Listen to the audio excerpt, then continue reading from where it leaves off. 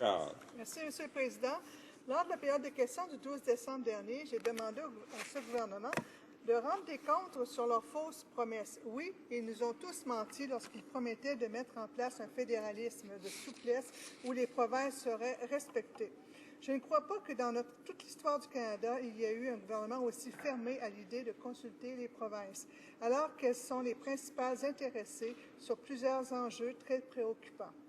Récemment, sans consultation des provinces, le premier ministre a décidé de faire une réforme unilatérale des transferts de santé. Les provinces vont devoir composer avec une perte sèche de 36 milliards de dollars dans le domaine de la santé.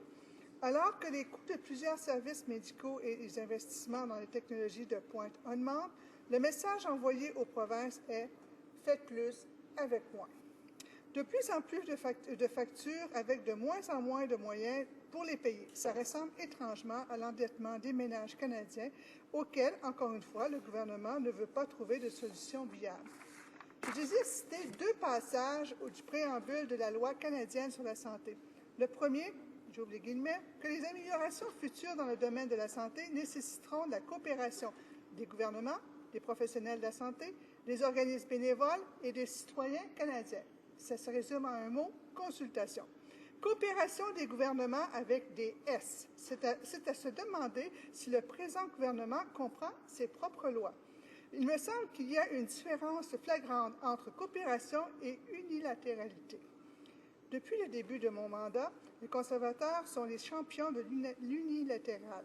Unilatéralement, les conservateurs prennent des décisions qui affecteront à long terme la qualité de vie de tous les Canadiens. Prendre des décisions sans consultation semble être leur mantra. Le deuxième passage de cette même loi est, j'ouvre les guillemets, que le Parlement du Canada souhaite favoriser le développement des services de santé dans tout le pays en aidant les provinces à en supporter le coût. Fin de la citation. Offrir du support, cela veut dire travailler avec les provinces pour en arriver à une solution durable. Encore une fois, un exemple du manque de leadership de ce premier ministre.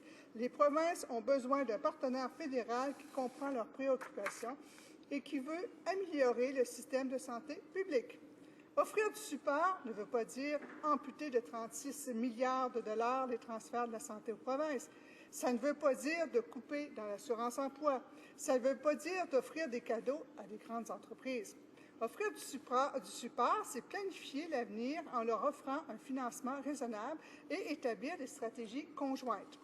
Elle se voit plutôt contrainte à subir les conséquences d'un gouvernement qui ne veut pas payer sa juste part, qui va tout faire pour se décharger de ses responsabilités sur les provinces. C'est la pérennité du système de santé que nous mettons en péril, l'universalité et la gratuité des soins également. Que se passera-t-il avec cette grande promesse canadienne de l'universalité et de la gratuité des soins de santé quand les provinces n'auront plus les moyens? Ce sont encore et toujours les citoyens dans le besoin, vulnérables ou malades, qui subiront les conséquences de ces décisions autoritaires. Les dépenses des gouvernements provinciaux et territoriaux en matière de santé ne cessent que de croître. À long terme, ce sont des services vitaux dont les familles dépendent qui ne seront plus accessibles. Le NPD, M. le Président, demande simplement aux conservateurs de commencer à travailler avec les provinces en cessant de réduire les transferts et en arrêtant de décharger les responsabilités sur ces mêmes provinces. Quand les conservateurs ouvriront-ils les yeux et changer la direction économique dangereuse dans laquelle ils se sont engagés? Le secrétaire parlementaire du ministre des Affaires autochtones et du Développement du Nord. Merci, Monsieur le Président. Je rejette la prémisse de la question de la députée. La députée devrait savoir que le gouvernement du Québec va recevoir 20,4 milliards de dollars en transfert en 2015-2016. C'est une hausse de 4 % par rapport à l'année précédente. En fait, les grands transferts fédéraux vers les provinces et les territoires vont totaliser 68 milliards de dollars en 2015-2016, soit une hausse de 3 milliards de dollars par rapport à l'année précédente et de près de 63 % depuis 2005-2006. Et le gouvernement s'assure que les transferts vont continuer de s'accroître. Plus précisément, la péréquation va continuer de s'accroître conformément à la croissance de l'économie et le transfert canadien en matière de santé va s'accroître de 6 par année jusqu'à 2016-2017 et aussi cela va dans le sens de la croissance économique pour 2017-2018 et il y a un minimum assuré de 3 par année. Il y a aussi le transfert en matière de programmes sociaux qui aura une hausse de 3 par année en 2015-2016 et pour les années subséquentes. Dans le budget de 2007, le gouvernement avait établi une allocation per capita pour ce qui est des programmes, pour ce qui est des transferts en matière de programmes sociaux et cela va commencer en 2014-2015 pour les transferts en matière de santé. J'aimerais rappeler aussi à la députée que les paiements de péréquation sont déterminés en fonction de la capacité de la province d'amasser des recettes et par rapport aux taux de fiscalité moyens nationaux. Mais voilà comment la péréquation doit fonctionner. En fait, les faits montrent que le gouvernement a tenu promesse.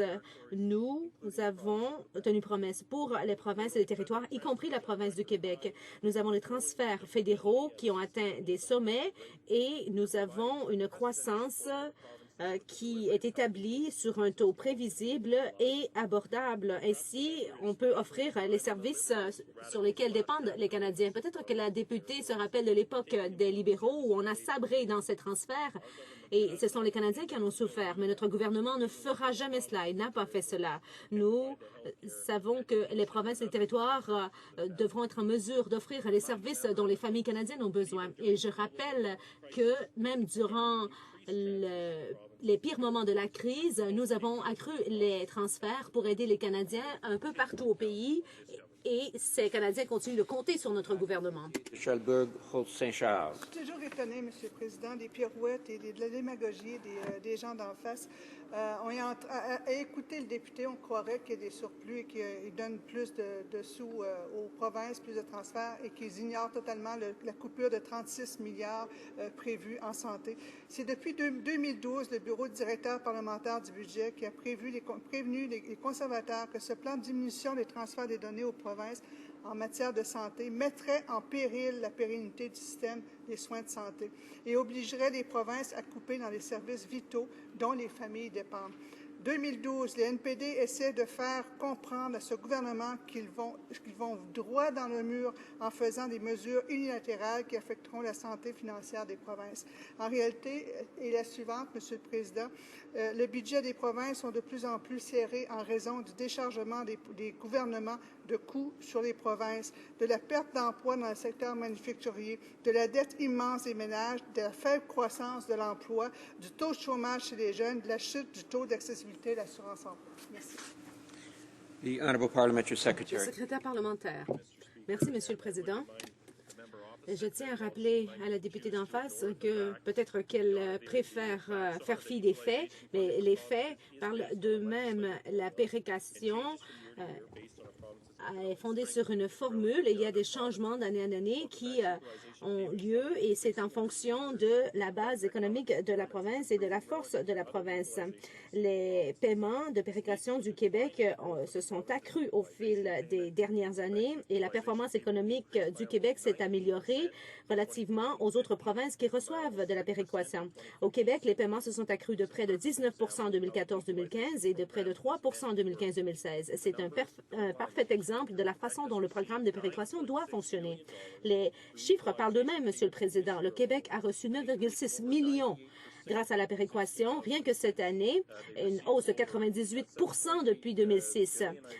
Le Québec a reçu plus de 7,8 millions grâce aux transferts en matière de santé, une hausse de près de 56 par rapport à sous les libéraux et plus de 2,9 millions de dollars dans le cadre du transfert en matière de programmes sociaux. C'est une hausse de 39 depuis 2006. Alors, je tiens à rassurer la députée que nous allons continuer de collaborer avec les provinces dans le cadre de cette économie incertaine